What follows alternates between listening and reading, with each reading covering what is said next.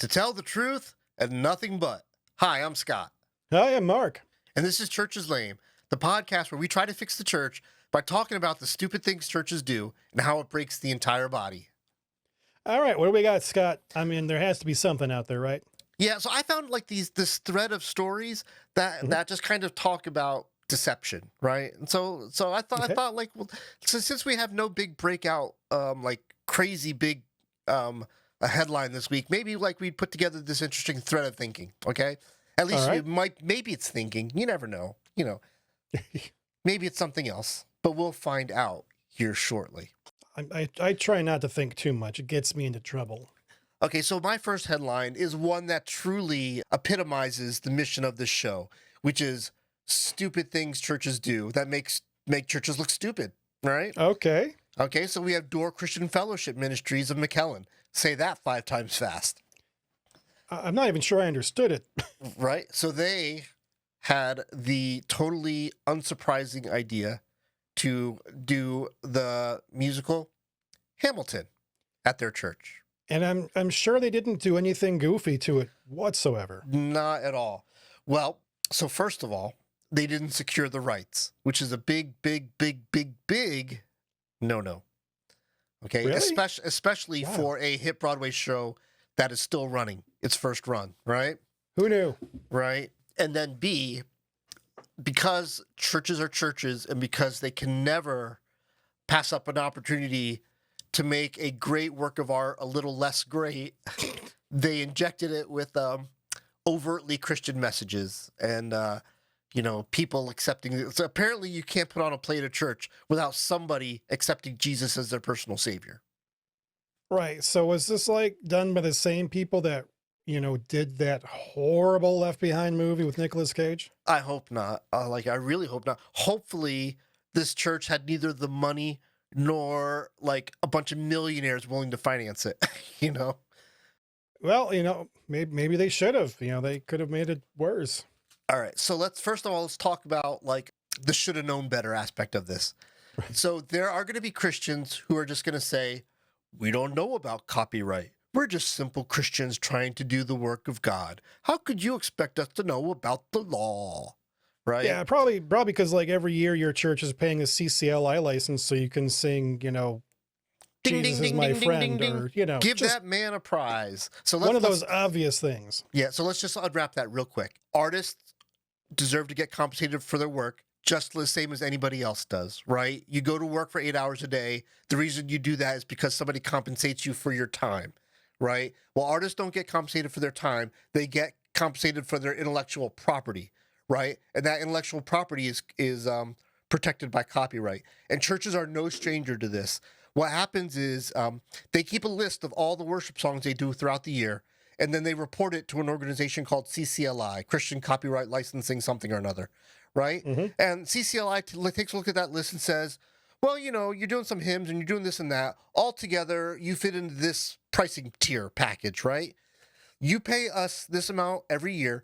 We will distribute that money to the artists and we'll take a little bit for ourselves and everybody wins, right? You get the music you want, the artists get compensated, it's all good, right? Well, the world of musicals and Broadway and shows is no different. If you want to perform a show, you've got to secure the rights, right? And in the case of Hamilton, those rights are unsecurable at the moment. The only people who have those rights are the owners and producers of Hamilton themselves. The road shows that are going on of Hamilton are from the creators of Hamilton, just with a different cast. So there's this element. The Bible says, and I don't remember exactly where it is, let your yeses be yeses and your noes be noes, right?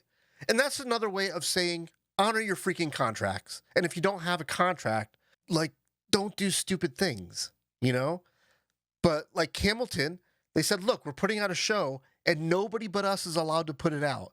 And it's like, well, we're doing the work of God, so the rules don't apply to us. But when we talk about things like marriage and the LGBTQ, you need to listen to our rules because our rules should apply to everybody.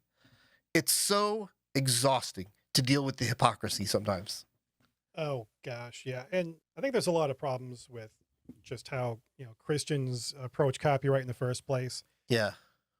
Just because I feel like it's one thing to say, hey, I have a recording that I made of my work and, or I'm playing, it's a recording of a performance that I did in my work. Like that's fine, but it's like I kind of feel like when it comes to churches that like we shouldn't be trying to eke money out of churches just to play these songs because it's like we're not playing the songs to like put on a show. We're doing it as part of our worship service, doing it to honor God. Right. So I feel like I get it, so I get that, right? And I Yeah. feel like maybe it's kind of that same type of mentality that led to these people kind of saying, well, we just want to do this play to honor God. Of course, Christianizing non-Christian stuff, I don't think honors anybody. But here's my second part of this. I think I'm going to disagree with you here. For those Okay. who say that like we're always just reinforcing each other, I'm going to disagree with you a little bit here. The Wilder household, we are totally on board with Hamilton. We love Hamilton. We can Yeah. sing all the songs, okay? There is so anytime a church does a show like this, it's always followed up by a pastor who gives a small sermon, right? Mm-hmm. There are so many great biblical parallels that you can pull out of this musical as it's written. You don't need to modify it. Like, oh, right. There's no way, like at the end when Hamilton's in the garden after he loses his son, right? Mm-hmm. There is so much red meat for any good pastor / orator to break that down and bring in spiritual parallels and biblical truths. You don't Yeah. need to change the play in order to show grace and redemption and mercy, and truth and all the things that any good pastor would want for a congregation to hear. Yeah, and I think any work of fiction really lends itself well to that kind of analysis and kind of discussion. Right. And not that I'm a big fan of pastors following up something like Hamilton with a sermon, but if you're gonna do it, Mhm. like there are ways to do it well if you're gonna do it. Yeah, but don't change the material to suit an agenda. Like Yeah. that's and it's like that's not like me being, some sort of biblical scholar saying, well, here it says it right here, and this book, don't screw up my play, yo. But it just frustrates me as somebody who likes the work that people do to make things like Hamilton or whatever Marvel movie, for instance, that I Yeah. am tired of seeing come out. Yeah. It's like people put in a lot of work into this and they write these stories, and the stories as they are don't need Christianizing. Right. Like there is Yeah. material there for you to work with. Yeah. Just as there is if we're reading the Old Testament narratives. Yeah.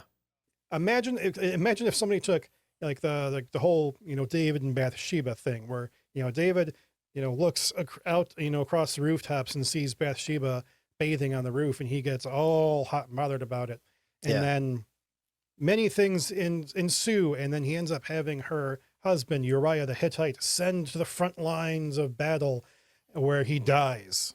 Yeah. Because David had shamed her by sexually assaulting her. Yeah. Like we don't need to make this story all light and fluffy and happy and shiny to get any useful, meaningful lessons out of it. It's right there in our Bible, raw as it is, probably worse than anything in Hamilton in terms of like just severity and moral affront. Yeah. So it's like we can work with those materials. Yeah. Yeah. Like my other part of this is that like, well, if you are going to do that, if you're going to inject extra material into the show, go for it. Like, let's talk about how our founding fathers were a bunch of womanizing slave owners, right? Yeah. Let's talk about the backroom deals that had nothing to do with, a government for the people, by the people, of the people, Mhm. Like, do it. Go all the way. And if you're going to put in your own parenthetical statements into the show, let's put in all the parenthetical statements, But no, we don't want to do that because it's not truth or biblical truth or even glorifying God that is the agenda. It is just kind of like the America that we want to see on display, is all this is. It's Right. It's propaganda is what it is. It's at the end of the day, it's propaganda. Yeah. So then like the question I got to ask then, like when you read this, how are you seeing that this breaks the church? Yeah, so I think this breaks the church in that one, the one thing I think breaks the church the most is the whole idea of Mhm. truths only apply to them, and truths never apply to us, right? Or rules applied only to them, never apply to us. So we can do whatever we want to change this work. We can do whatever we want to skirt copyright law. Just like Greg Locke, is still not paying taxes, even though he says he gave up his 501(c) status.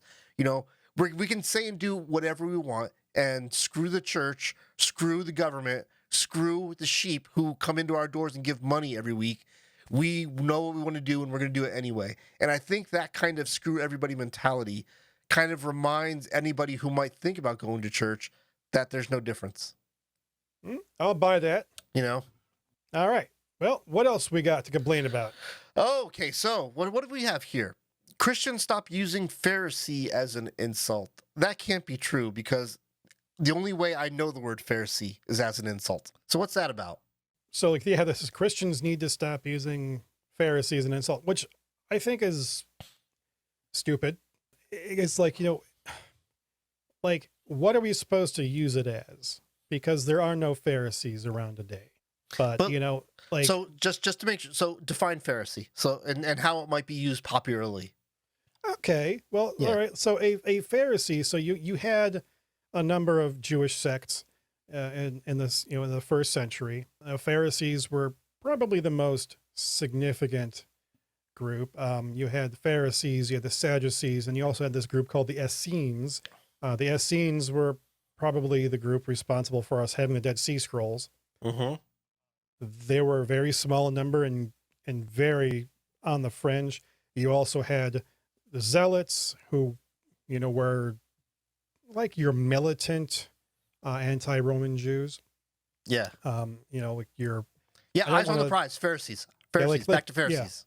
Yeah. Your militia, right? So the Pharisees were like your hyper nerds, right? Like they wanted to do nothing but study the scriptures all day long and just perfect them. Well, in their perfecting of them, they ended up kind of losing the sight of the forest for the trees.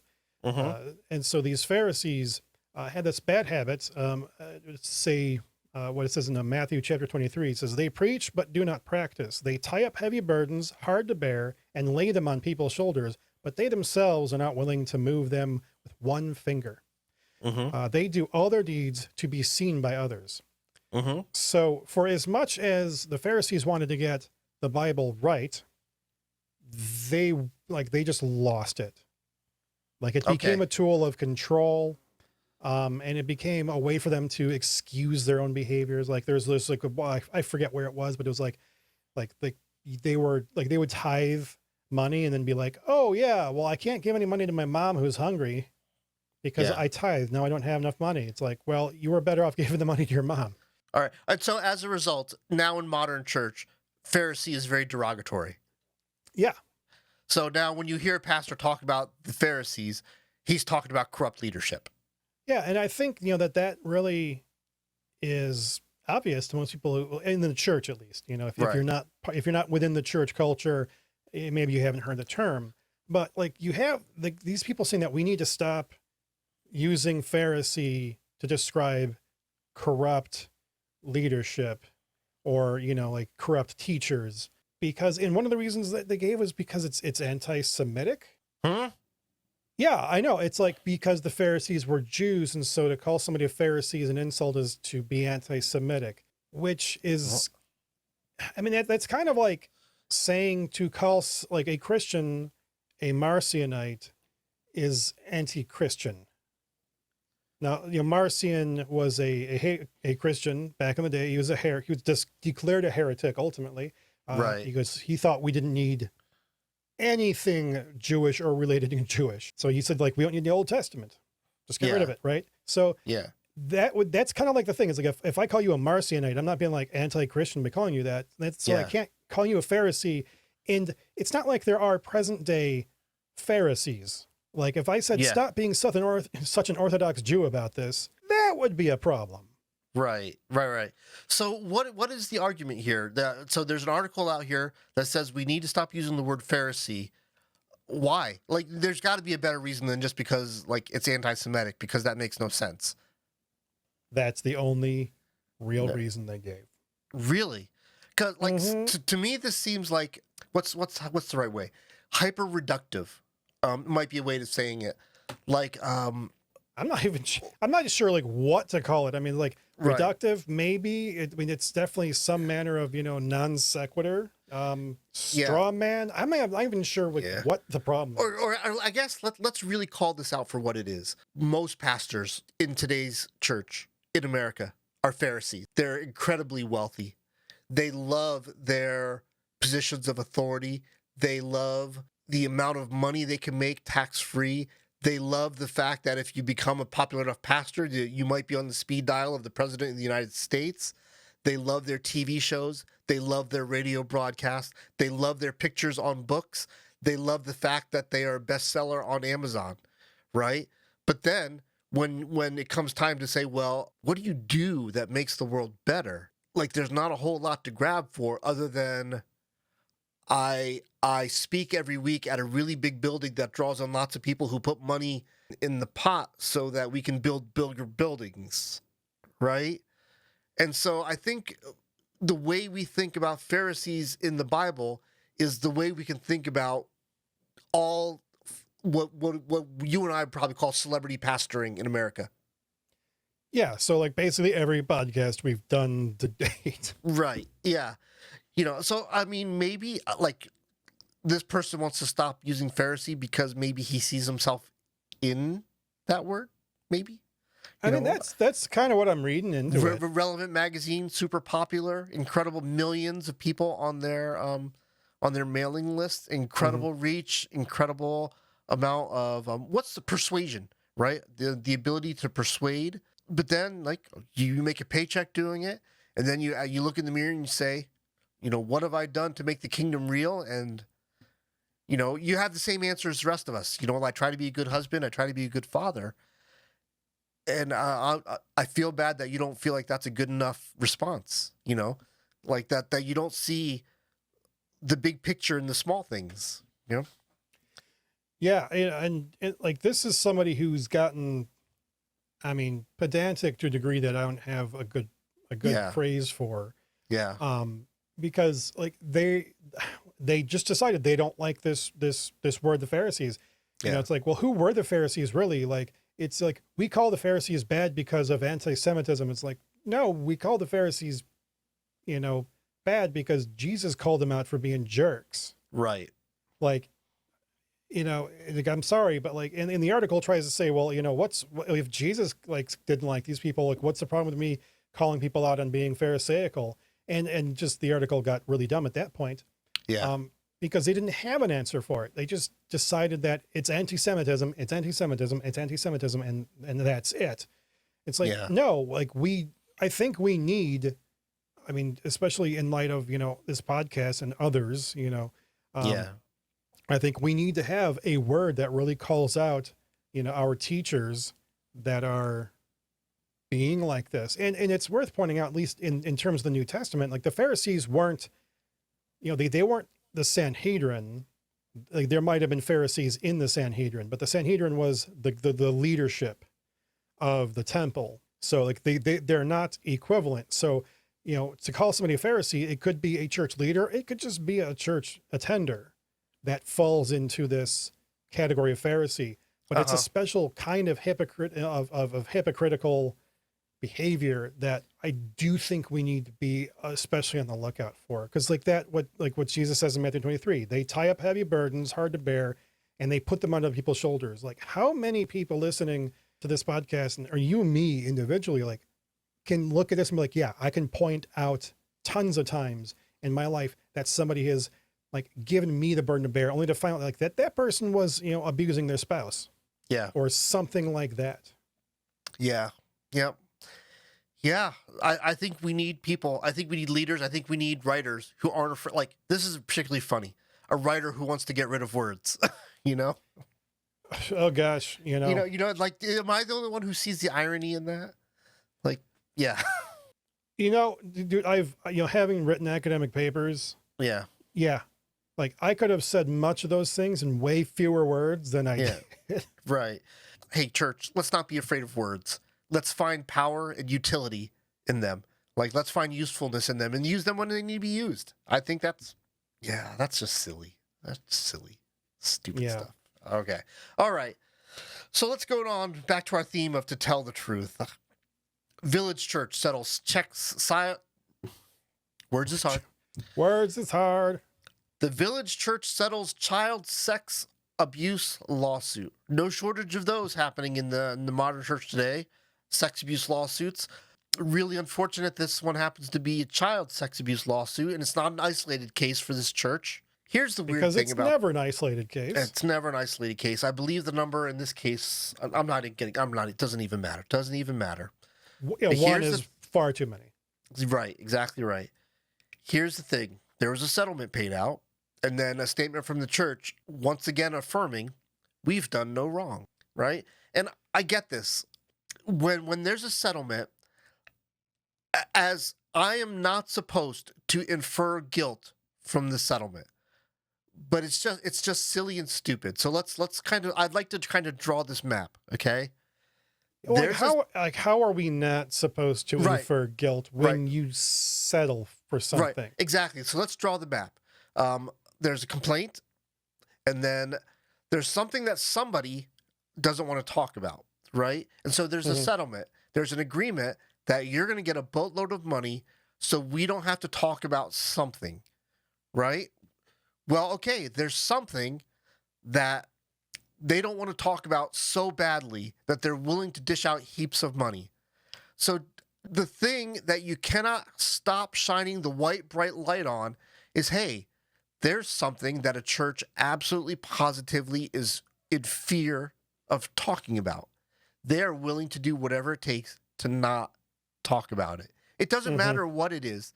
The fact that you're afraid to talk about it, what's the phrase? That light is the best disinfectant? Like, the fact that you will hide this at all costs is all the red flag anybody needs to know of the incredibly bad management, bad policy, bad theology, bad whatever it is. Like, that you guys are just full of bad stuff. You know what I mean? Yeah, and like, because even doing something that gives the appearance of wrong is bad. Right. And I'm not like, I mean, like if the Marquis de Sade wrote a story called The Fortunate Ruse, at least the translation I have, that's how it translates the title, in which the whole point of the story is that, this woman is, like she's writing some duke somewhere, and the letters are kind of weird and ambiguous, and it gives this husband the impression that she's being unfaithful. Like, the Marquis de Sade wrote this. Like, it's a morality story. It's like, don't give, people reasons to think you're guilty. Right. And so, like, so when a church, like, says, like, well, we've done nothing wrong, well, then why are you settling at all? Right. Right. Exactly right. And that brings up, so like the first part is obvious, right? Don't do awful stuff. Just like sex abuse. Do not abuse children, right? That one part goes without saying. The second part is if you are in the right, stand up. Tell the truth. Because here's the thing. We live in 2022, and there are opportunists out there, and they know that churches are deathly afraid of sex scandals. And then you add children to the formula, and of course there are people that are going to try to take advantage of that. There is only one way to stop that, and that is by letting the facts out and letting the whole world know that these false accusers are full of crap, right? But that can't happen if you hide behind a settlement. So if you've truly done nothing wrong, it's all that much more important for you to stand up for truth and clear your name. Yeah, I think so. And I think, with so much else that's going on in the world, I won't cite any specific leadership of Hillsong or, for example. What? Yeah, but it's like Houston, we have so a problem. much of this garbage. Yeah, it's like so much of this garbage is going on. Like, Yeah. we talked in the last episode about all these these Christian schools. I shouldn't say all these, two specific Christian schools, but they're not like the only ones. Right. They're that not this has alone out there. happened. Yeah. And that's the sad part, right? But like we talk about like this is a thing that keeps happening in the church. Mm-hmm. And if you're settling, you're guilty. There's just no way around that. Like you can tell me all you want, like I'm not supposed to presume guilt. But you're a church. You're not, some, hyper, alpha male businessman who's out there and he's just like going, well, what's the calculus here? Well, if I go to court, it's going to cost this much. And if I just settle, I can pay this much. So it's just better for me to settle. Yeah. But you're a church. You're not making a cold money-based calculus. You need to be making I was about to say a cold Jesus-based calculus, but that's not a phrase that makes sense to me. I need a t-shirt with that. I need to make a cold Jesus-based calculus. Somebody needs to design that t-shirt for me now. Oh, yes. Design it, send it to us, and we'll take orders or something. Exactly. We'll make a special t-shirt for that for sure. Absolutely. Yeah. So there's two different ways. There's two different directions in where this went wrong, right? Because like you said, that somebody made a money-based calculation, or even worse, somebody made a calculation like this. Well, if we actually talk about this and we try to clear our name, yes, we can make the case that there was no actual penetration, but it's going to come out that there was still fondling. You know what I mean? It's like, well, then you're seeing distinction without a difference. And the one is not really all that much better than the other, And so your idea of the math is not good. So yeah, leaders, accountability, transparency. Like you are not the military. You're not allowed to have these kind of secrets. You are not Tesla with proprietary knowledge and trade secrets. You're the church, right? So when you do something wrong, you do this thing, and I don't know if you ever heard about it before, but it's called confession. I know weird idea. When you do something wrong and you get caught and you get called out, you deal with it. Like we've talked for several episodes now about real reconciliation, right? And it's not easy, but you got to take your lumps and get through it, right? Yeah. So like, I need to get nerdy here just for a second, because this is one of those things that like, it's not well understood.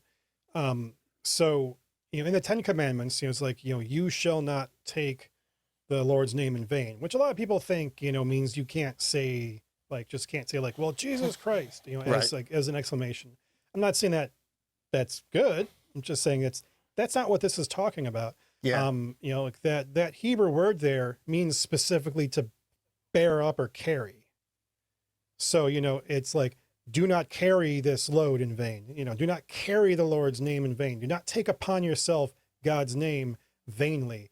Mm-hmm. That's an important thing, and what we need to keep in mind here is like, this is because when we are the people of God, what we do reflects the one who we say has sent us. And I feel like that's where like a lot of this kind of thing gets broken. Yeah. Is that people don't understand what it means to take God's name upon ourselves. Yeah. As a burden that we carry, and what it means when we do these things, like how it reflects on God's name, like God's reputation. Yeah. If you want to put it like that. Like, I'm not saying that like we need to be God's PR firm. Right. But we need to be very shrewd about how we do things. Like, and if we are sinning, we need to own it, because that is what the Bible teaches us to do. And if we're not sinning, we need to stand up for our innocence. Just kind of, that's it. I don't know. Maybe I'm out of line. Nope. I think that's perfect. And I think that's the perfect bow tie. All right. So this last story that I have is, I couldn't even believe it. Like, it's that stupid. Like, it's not one of these heartbreaking kind of things that we tend to do a lot. It is just like downright just stupid things churches do. So is it like hamburger and hot dog flavored candy corn stupid? Oh my God. Don't even get me started on candy corn, because we're going to talk about how that's just like sin. Just enjoying candy corn is just wrong. Okay. Stop it. It's shaped like an A for Antichrist. That's all I'm saying.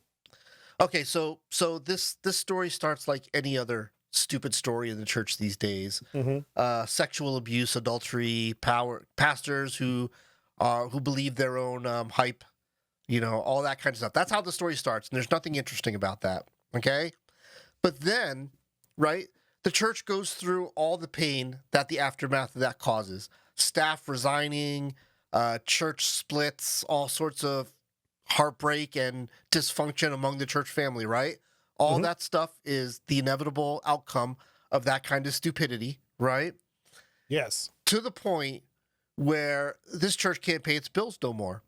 And Awesome. before the church gets a chance to tell anybody anything, a little advertisement goes in the paper about a church foreclosure.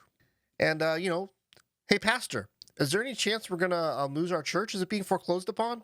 Response from the pastor: there is no danger at all of us losing our church. We're doing fine. Nothing to worry about. Certainly not foreclosure. Well, guess Like, what? dude, this is hurting my brain. Yeah, that's how dumb this is. That's how incredibly dumb what this is. It's like, what does the newspaper get out about? How do they benefit from lying about a foreclosure? You know, I mean, like, you really don't, because if you get it wrong, you have to print retractions. If we can demonstrate actual malice, then it's defamation or Right. it's slander. right, and the church isn't just posting this randomly. They're posting it because the government or somebody said, "Hey, like, we're having a foreclosure and we'd like to pay you for X column inches to make sure that a bunch of people know that this property is for sale, and it would be super nice to have a buyer at some point." Yeah, and I'm on the leadership team at my church, and Mm-hmm. like we we are so hyper focused on finances right now because we have to be. Yeah. It's just the situation that we're in. Yeah. And so, anything we have, it's immediately going to be, I mean, I shouldn't say immediately, but we'll call a congregational meeting, and update the congregation on it. Yeah. So it's like there is that transparency there. And I'm like, how do you function in a church without that transparency, to the point where your church can get foreclosed on, and then you're just your pastor who's living in denial? Is there a really severe word for denial that I just don't know about? We need to use that word. Yeah. Right. Yeah. Yeah. Denial. It's that river that runs through Egypt, right? Yeah, through to Egypt. Yeah. Yeah. Oh, I'm yeah. fired. This is just unbelievable. Like, to me, this isn't just a failure of the pastor, right? Mm-hmm. Everybody involved in this is just like, whatever they're using, it's something other than their brains, right? Because it shouldn't take somebody of Einstein proportion thinking to kind of go, oh, sex scandal, that's bad. Staff leaving left and right, that's bad.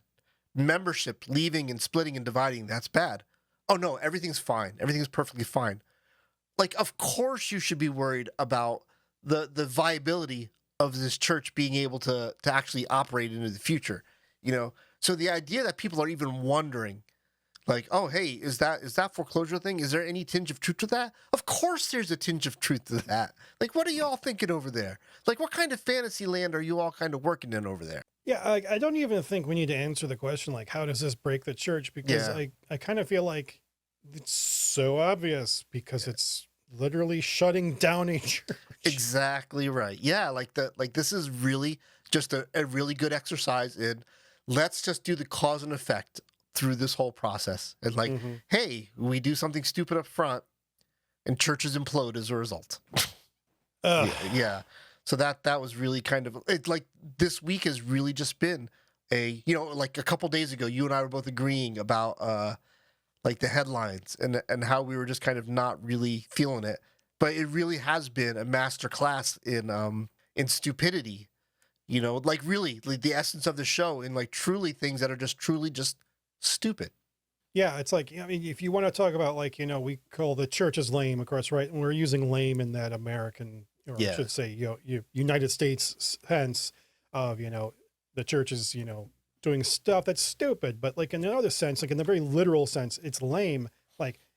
This is what makes the church lame. The church can't walk under its own weight when we can't trust our own pastors Yep. to be honest with us. Yep. Absolutely. So yeah, pastors, stop, please. Just stop. Well, stop I mean, don't stop grandstanding. pastoring. Just don't lie. Yeah, as a don't pastor. don't lie. Don't abuse people. Right? Certainly don't sexually abuse people. Stop stealing money. Stop doing all the things except for the one thing that you were called to do. You know, Mhm. which is shepherd people. Be a shepherd. I don't know. We wouldn't have a podcast if the church behaved like the church is supposed to behave. Yeah. Yeah. Or maybe we'd still have a podcast, but like we'd be happy about things at the end of recording it. It's just so like you do not have to be a perfect person to be a good pastor. To be a good pastor, all you have to do is point people to Jesus. Like, and actually, the more failed you are as a person, probably the better pastor you're going to be because you're going to have a lot of life experiences to draw from. The best coaches in Alcoholics Anonymous are alcoholics who've been through the program. Not only do they know what it is to have alcohol ruin your life, but they know what it is to walk the steps and get your life back, right? And so pastors who've been through some tough crap, you know, they make great pastors. The problem is when they begin believing their own hype, you know, and they start trying to replace Jesus. They start trying to be things other than the pastor. Well, I need to be the world-renowned author. I need to be on TV. I need to be on this. I need to be on that. No, you don't. You know, you're the pastor of a local church, which is an incredible gift and an incredible burden.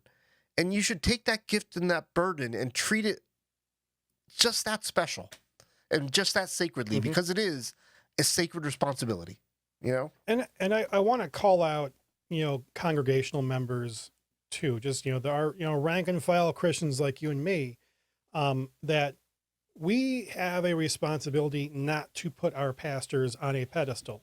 Yeah. Because, you know, once we do that, then it's really easy for the pastors to get full of themselves, to try to, you know, to just to adapt to their situation, to be so afraid to let you down that they hide their mistakes, they hide their sins, they hide their lies. You know, they tell us untruths to cover themselves up. Like we need to remember, like, our pastors are just people. Yeah. You know, like they are you and me. It's just that, you know, we oftentimes expect them to be better than us instead of saying, well, we're all being held to the same standard. Pastors aren't held to a higher standard, except for as teachers, you know, they are held to that standard of teaching. Yeah. Because they can mislead you. Right. You know, so it's like, it's just, yeah. Like, so and I don't want to like point the finger at, you know, pastors without pointing the finger like inward at us. Sure. As congregants as well. Yeah. Because it's like it's the whole thing is a system. Yeah. Where, you know, like I said, you know, my interim pastor like talks about narcissism as a system, and that this is a place in where that system can create that narcissism, and just things can fall apart like this. Yeah. Yep. All right. So I think that's a good way to go with that. So, Samuel, if you're watching this, and I hope you're watching this, I would love if we could get like a banner like disaffiliation watch, like, you know, the way CNN like would be like, you know, presidential watch 2022 or whatever. This would be a great place for that. So this is not a story, but I thought I'd just like to like just kind of keep a running check mark of what's happening in the world of disaffiliation, right? Which is kind of our nice way of saying churches that say screw you to their sister churches, right? So now we've got a mega church in Texas who's also disaffiliating from the UMC. Same stuff, same reasons, all the same stuff. So I don't want to get into it. But hey, it's still happening. So there's one more joining the bandwagon. So I thought that was interesting. Hey, you're going to love this story. You know what? Relevant Magazine put out their list of 8 Christian TikTokers actually worth following. You want to guess who wasn't on that list? Lecrae? If only. No, I'm very sorry to report. Rob Bell wasn't on that list. Actually, I was going to say you and I did not make the list of Christian TikTokers worth following. In all fairness, Rob Bell does deserve to be on there more than we do, though. I think you make a good point. I didn't even think about that, which just shows how much better you are at this than me. But yeah, you're absolutely right. Rob Bell did not make the list. It shows how much better I'm at sucking up to Rob Bell. Nicely played, sir. Yeah. I gotta own it, man. I gotta own it. Right. But yeah, so apparently Relevant thought this would be a good use of column inches. And so, yeah, if you want to check out some cool TikTokers, I guess check out this article. Yeah. So, oh, I forgot to say this on the last episode. Shame on me. But hey, we are, as always, really grateful for this thing that we get to do and that you take part of through your comments and through your feedback. So by all means, hit click and like and follow and subscribe, and totally awesome to dig it. And all those clicky things, by all means, click them. If you want to get a hold of us urgently and you want to get something in front of us, feel free to email us at churcheslanepodcast@gmail.com. Sweet. Don't ask me what that was. I have no idea what that was about. Yeah, I was about to say, huh? Just, and I generated this wonderful awkward pause that hopefully our editor gets right. That should be easy to edit out. Just awkward, but just, one of the hosts just went completely stupid, which is not completely out of bounds. All right, take us home. All right, we got any comments we got to talk about? No, I don't think so. I think we're good for this week. Okay. Well, with that, let me thank you all again, because this is an awesome thing that we get to do, that people actually listen to what we have to say and sometimes don't think we're complete a-holes for saying it. And it's great for those who stick around and enjoy this. So thanks for wasting your time with us. We would love to have more from you. So please, if you have anything that you think we should be talking about, comment, email us, do what you got to do, get it through to us. And with that, may the Lord bless you and keep you. May the Lord make his face to shine upon you and be gracious to you. May the Lord lift his countenance upon you and give you peace. Amen.